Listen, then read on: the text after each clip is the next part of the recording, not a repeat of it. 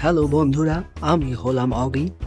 আমাদের চ্যানেলে সাবস্ক্রাইব করে না থাকলে সাবস্ক্রাইব করে বেল আইকনটি বাজিয়ে দাও তাড়াতাড়ি। হ্যাঁ বন্ধুরা, আগের পর্বে আমরা দেখেছি টম দাদা রান্না করা 1 মাস আগের খাবার বনের পশু পাখিরা সবাই মিলে এসে ডাকাতি করে নিয়ে গেছে। আজকের পর্বে আমরা দেখব তারপর টম দাদার সাথে কি হয়েছিল। তবে চলো শুরু করা যাক। 3, 2, 1 স্টার। ওই ভাই, আজকে আমার মন ভালো নাই। আমার রান্না করা 1 মাস আগের সুস্বাদু খাবার নিয়ে গেছে সব বনের জন্তু জানোয়ার। ওই আমার এখন লেগেছে খুব খিদে, পেটের মধ্যে বাঘ ডাকছে হালুম হালুম করে।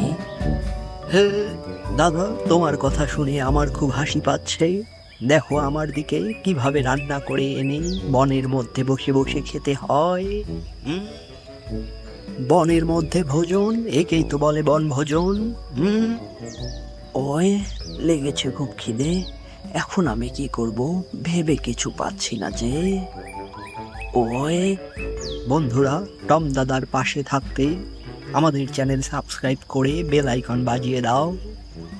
আমি এখন খাবো হট ডগ। কি ব্যাপার টম দাদা, তুমি এখানে কি করছো ঝটপট? ওই জেরি ভাই, আমার বন্ধুরা তো সবাই সাবস্ক্রাইব করে দিয়েছে, এখন আমাকে একটু খেতে দে।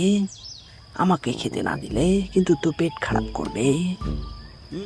ঠিক আছে দাদা, এই বনের মধ্যে রিস্ক নেওয়া যাবে না, কারণ বনের মধ্যে কোনো বাথরুম নেই।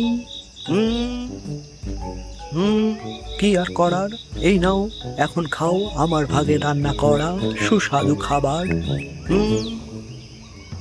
ওই এই জন্যই বলে সোজা আঙুলে ঘি না উঠলে আঙুলটা একটু বাঁকাতেই হবে। ওই কিন্তু এটা তুই কি করলি? হট ডগটা মাটিতে কেন ফেললি? এখন কি হবে? আমি কি জানি দাদা, এখন এটা তোমার খাবার, তুমি ভালো বুঝবে। ওই ছোটবেলায় শুনেছিলাম মাটিতে পড়া খাবার খেতে নেই, কিন্তু বনভোজনে এসে খাবার না থাকলে মাটিতে পড়া খাবার ধুয়ে খেতে হয়। ওই ধুতে থাকো ধুতে থাকো ধৌ, ধুতে থাকো ধুতে থাকো ধৌ। আচ্ছা, সবাই সাবস্ক্রাইব করেছে। ওই এটা কি হলো? আমার খাবার নিয়ে এটাকে পালালো। ওই ওই চিল, তুই জানিস না আমার আছে 2.5 কিলোর হাত, যাকে একবার ধরি তাকে বানিয়ে দেই ভর্তা ভাত। ওই আমি হলাম বব। পরের পর্বে টম দাদা আর চিল দাদার মারামারি দেখতে আমাদের চ্যানেলটি সাবস্ক্রাইব করে বেল আইকন বাজিয়ে দাও ঝটপট।